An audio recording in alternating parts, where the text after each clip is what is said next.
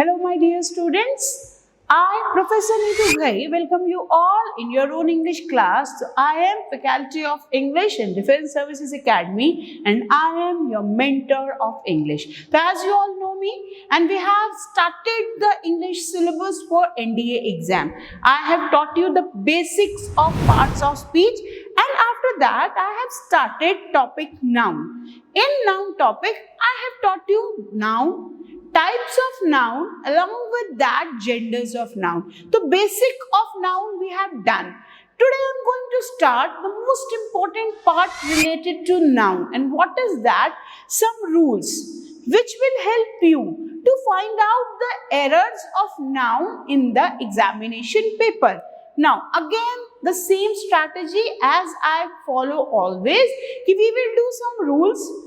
On those particular rules, I'll give you some sentences from the examination paper, which will help you to analyze your level कि whether you have understood those rules or not. Rules को रटना नहीं है, rules को समझना है, and you must know the logic to apply the particular rule in the particular sentence, and then only you will be having the confidence to solve the paper with the flying colors. Okay, so let's begin today's topic, and today's topic is noun. Again, the rules for spotting the errors of noun. हर एक rule को बहुत अच्छे से समझना है, उस पर जो भी एग्जाम्पल्स मैं आपको करवा रही हूँ उसको नोट डाउन करना है, हर एक रूल को नोट डाउन करना है, so that whenever you want to recall the topic, you will have all the things in the written form in your register. One more thing, I want to recognize this thing कि as I have told you earlier कि what is my strategy कि I'll give you self-prepared topic-wise notes. Same thing I am following here. If you are reading or if you are getting the idea of some topic directly from the book or some internet notes, they are very confusing. They are not according to every student's IQ level. So my notes, they are as per the IQ level of each and every student, as per the level of the students. So I am giving you the self-prepared notes. So let's begin. Rules for spotting the errors of noun.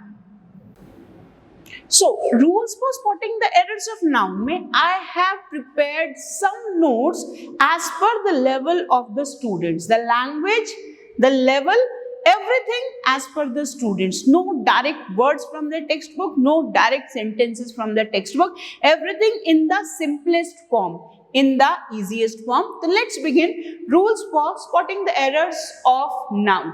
Now, first rules is articles a and the are not used before material noun.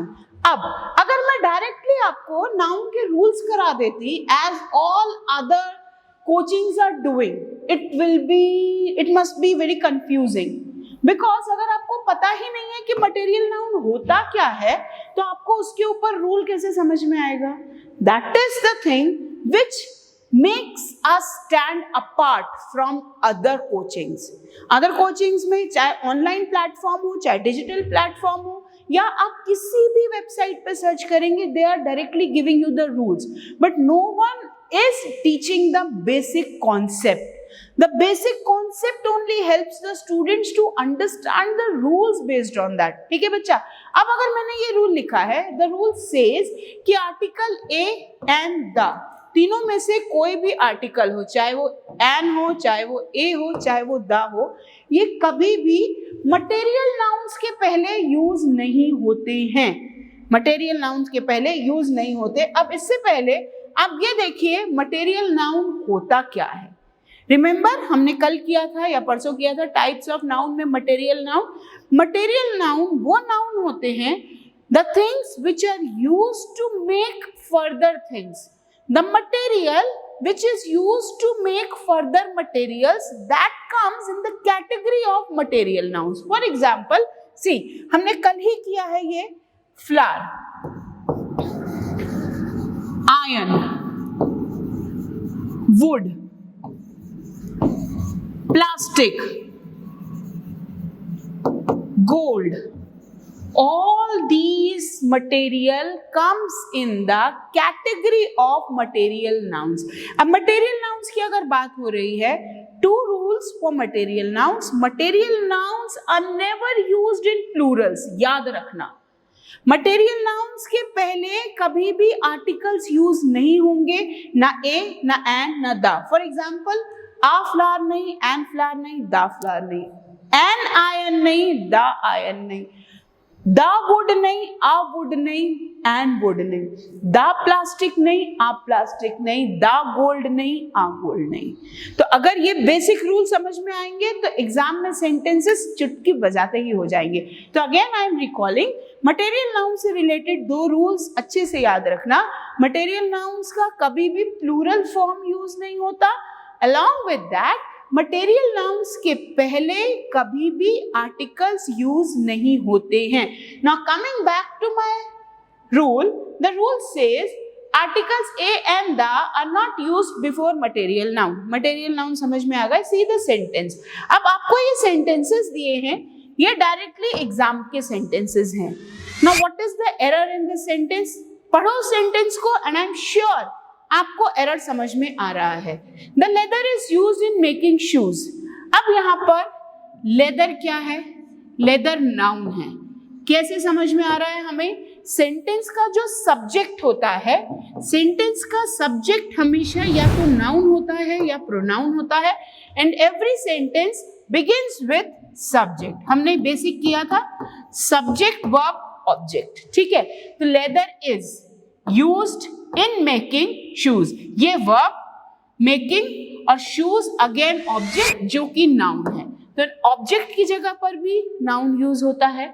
यहां पर noun shoes है. सी, यहां पर the क्या है? The लगा है article. हमारा रूल है मटेरियल नाउन से पहले कभी भी कोई भी आर्टिकल यूज नहीं होगा. So error part is this. तो अगर आपको बोला जाएगा find the error part in the given sentence, तो आपको समझ में आएगा कि this is the error part. अब यही क्वेश्चन अगर आपको सेंटेंस कंप्लीशन में आता है, फिल इन द ब्लैंक्स के फॉर्म में आता है, तो कैसे आएगा? Dash is used in making shoes.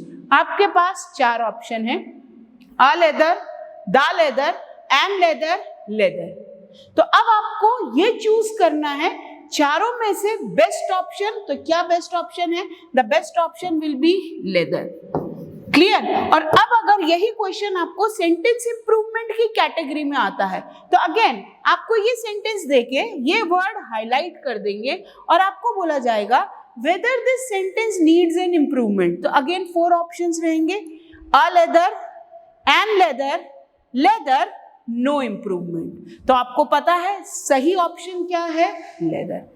See, as I have told you कि अगर आप ग्रामर के बेसिक कॉन्सेप्ट्स कर लेंगे और ग्रामर के पार्ट्स ऑफ स्पीच से रिलेटेड सारे रूल्स कर लेंगे, तो आपके एनडीए एग्जाम के 3 main segments, spotting the error, sentence improvement and sentence completion, ये तीनों सेगमेंट्स इजीली सॉल्व हो जाएंगे. डन. तो फर्स्ट क्वेश्चन का आंसर हमें मिल गया कि एरर हमारा यहाँ है. Now see the next question. Furniture is made up of the wood. Again furniture noun है, सब्जेक्ट की जगह लगा है, is made up of the wood. Would again noun है. एरर कहाँ है? एरर यहाँ है. द आर्टिकल लगा है मटेरियल नाउन के पहले, जो कि नहीं होना चाहिए. तो ये एरनियस पार्ट है, ये गलत है. Okay, see, I have a gold. Again gold noun है, मटेरियल नाउन है, उसके पहले ए आर्टिकल लगा है जो कि नहीं लगा होना चाहिए. अब यही सेंटेंस को अगर वो थोड़ा ट्विस्ट करके आपसे पूछते हैं, see, I have a gold necklace. यहां पर नाउन क्या है? यहां पर नाउन है नेकलेस. तो अब यहां पर गोल्ड क्या है? Remember I taught you adjectives. Adjectives are the words which describes noun. Adjectives are always placed before noun. तो यहाँ पर gold है adjective. That means gold को adjective के फॉर्म में यूज किया गया है. मैंने आपको एग्जाम्पल दिया था, कोई भी noun एडजेक्टिव के फॉर्म में भी यूज हो सकता है, वर्ब के भी फॉर्म में यूज हो सकता है। वो तब समझ में आएगा जब आप बेसिक कॉन्सेप्ट समझेंगे। बेसिक कॉन्सेप्ट्स में आई हैव टोल्ड यू कि the position of any word describes its function. यहां पर गोल्ड नाउन है, यहां पर गोल्ड एडजेक्टिव है। कैसे? बिकॉज यहां पर गोल्ड ऑब्जेक्ट की जगह लगा है और यहां पर गोल्ड नाउन के पहले एडजेक्टिव की जगह लगा है। तो किस जगह कौन सा वर्ड सेंटेंस में यूज हो रहा है, उसकी जगह, उसका फंक्शन, उसका रोल तय करती है। ओके, तो यहां पर ये सेंटेंस करेक्ट है, इसमें कोई एरर नहीं है। इन तीनों सेंटेंस में एरर है। Now how you will write it in the notebook? See, आप कैसे लिखेंगे? You will copy this sentence, आप यहां पर इसको अंडरलाइन करेंगे और यहां पे इसको क्रॉस करेंगे। That means this word is wrongly used here. Okay, again in this sentence you will underline this and put a cross underneath that. That means the is not needed in this sentence. Again, I have a gold. This article a is not needed in this sentence. Sentence number 4, I have a gold necklace. This is a correct sentence. This is no error sentence. So this is the pattern. You must note down all the rules and all the examples based on that particular rule. तो ये rule समझ में आ गया। I hope किस तरह क्या error है वो चीज समझ में आनी चाहिए, रटना नहीं है। आपको सारे लॉजिक पता होना चाहिए कि ये सेंटेंस गलत है, क्यों गलत है, कहाँ गलत है, आपको उसके पीछे का रीजन पता होना चाहिए। Clear? Now come to the next rule. Now अब मटेरियल नाउन की थोड़े से लिस्ट और, door, gate, juice, gold, flower, wood, iron. अब ये तो हम 3-4 कर ही चुके हैं। सी, डोर, गेट, जूस, कभी भी ये वर्ड्स प्लूरल में यूज नहीं होंगे, कभी भी ये वर्ड के पहले आर्टिकल नहीं लगेगा। Okay, done? Now see some of the more examples for material noun. Water, sugar, rice, wood, milk. Have you ever heard कि कभी हमने यूज किया हो waters, कभी हमने यूज किया हो sugars, rices? All these words are wrong words. They are never used. अब एक और एग्जाम्पल, अगर मैं वाटर का एग्जाम्पल आपको बताऊं, he waters the plants. Clear? और एक example, I drink water. One more example, water is life. Now see, 3 examples दिए हैं मैंने, तीनों में वाटर वर्ड यूज है, बट तीनों में वाटर की जगह अलग अलग है और वो जगह वाटर वर्ड का फंक्शन चेंज कर रही है। For example, water is life, यहां पर वाटर सब्जेक्ट की जगह यूज है। अब आपको ये पता है जो भी वर्ड सब्जेक्ट की जगह यूज होते हैं वो नाउन या तो प्रोनाउन होते हैं, तो यहाँ वाटर नाउन है। तो जब वाटर नाउन की जगह यूज हो रहा है वो मटेरियल नाउन है, और मटेरियल नाउन में कभी भी एस नहीं लगता, तो ये सेंटेंस करेक्ट है। क्लियर? अब आई ड्रिंक वाटर, यहां पर I subject, drink verb, water object. Again you know, object की जगह भी जो भी वर्ड्स लगेंगे वो नाउन होते हैं या प्रोनाउन होते हैं। अब यहाँ वाटर ऑब्जेक्ट की जगह लगा है तो या तो वो नाउन है या प्रोनाउन है। अब आपको पता है वाटर नाउन है और नाउन भी कौन सा है? Material noun. तो material noun are never used in plural form. Clear? Now see this, he waters the plants. Pay attention. He subject, waters V1 plus S, plants object जो कि noun है। तो यहाँ पे waters किसकी जगह लगा है? वर्ब की जगह। वो पेड़ों को पानी देता है।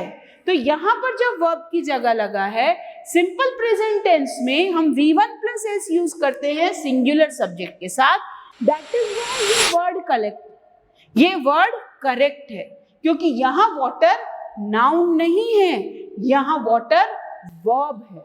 So this difference you must know कि कौन सा वर्ड सेंटेंस में किस जगह यूज हो रहा है. That is why I have given you the basic structure subject verb object. आपको अगर बेसिक कॉन्सेप्ट पता है तो आपको आधी जंग आपने जीत ली. Clear? Okay, done with this. Now rule number 2. Material noun हमने पढ़ ली अभी बहुत अच्छे से. मटेरियल नाउन के रूल हमें समझ में आ गए. अब मटेरियल नाउन का एक और रूल और उसके साथ एब्स्ट्रैक्ट नाउन. एब्स्ट्रैक्ट नाउन होते क्या हैं? एब्स्ट्रैक्ट नाउन्स होते हैं फीलिंग्स, इमोशंस एंड क्वालिटीज. ये सब एब्स्ट्रैक्ट नाउन की क्वालिटीज, एब्स्ट्रैक्ट नाउन की कैटेगरी में आते हैं. तो एब्स्ट्रैक्ट नाउन के बारे में 3 चीजें. Abstract nouns are feelings, ideas, qualities, state of being. ये सब abstract noun होते हैं. Let us learn something more about abstract noun. Now see, these are abstract noun. Example: happiness, love, bravery, talent, childhood, friendship, wealth, anger, excitement. So these are the examples of abstract noun. अब abstract noun की एक quality, they are never and never used in plural. कभी भी आप braveries, friendships, talents, childhoods ये कभी भी नहीं बोलते, because abstract noun are never used in plurals. Okay, now let us learn about the rule. See, आपको एग्जांपल समझ में आ गए. Now coming back to the rule, material nouns and abstract nouns are never used in plurals. Material noun हमने अभी पढ़ा, abstract noun भी हमने अभी पढ़ा. Now check out some of the examples based on that. Cares of the old people are necessary. Now this sentence is again from the exam. See, cares क्या है? Sentence का subject. Subject की जगह क्या लगा है? Noun. Cares noun के form में use है यहाँ पर. Old people are necessary. अब मैंने आपको अभी बताया है abstract noun are never used in plural. जब cares या noun की जगह यूज है तो ये हो गया हमारा एब्स्ट्रैक्ट नाउन. एब्स्ट्रैक्ट नाउन में कभी भी प्लूरल फॉर्म यूज नहीं होता है. दैट इज व्हाई ये वर्ड गलत है. जब यहाँ एस गलत है तो cares of the old people are ये भी गलत है. यहाँ होना चाहिए इज. तो what will be the correct sentence? Care of old people is necessary. Clear? Check out the second sentence. He loves me. अब love भी abstract noun है, एक feeling है, emotion है. Now again pay attention. यहाँ पर ये subject, ये verb, ये object. Love की position क्या है sentence में? Verb की जगह V1 plus S, that is present tense. तो ये sentence अपने आप में correct है because यहाँ love सब्जेक्ट की जगह यूज नहीं है, ऑब्जेक्ट की जगह यूज नहीं है, वर्ब की जगह यूज है.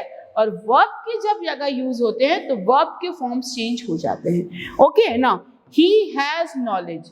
यहाँ पे नॉलेज ऑब्जेक्ट की जगह यूज है. ऑब्जेक्ट की जगह यूज होगा तो वो नाउन होगा. अब नॉलेज कौन सा नाउन है? Abstract noun. एब्स्ट्रैक्ट नाउन में कभी भी प्लूरल फॉर्म यूज नहीं होता.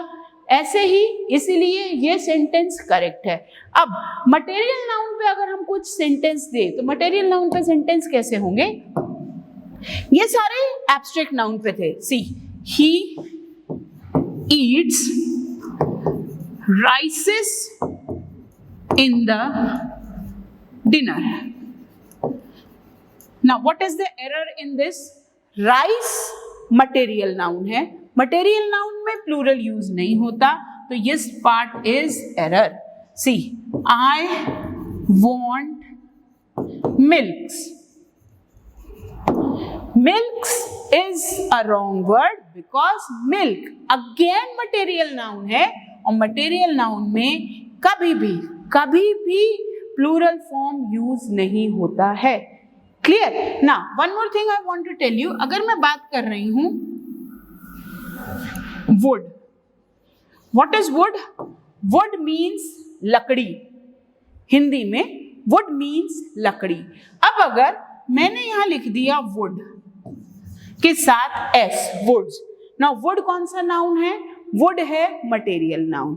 हमने ये बताया है कि वुड मटेरियल नाउन है, मटेरियल नाउन में कभी भी प्लूरल फॉर्म नहीं होता।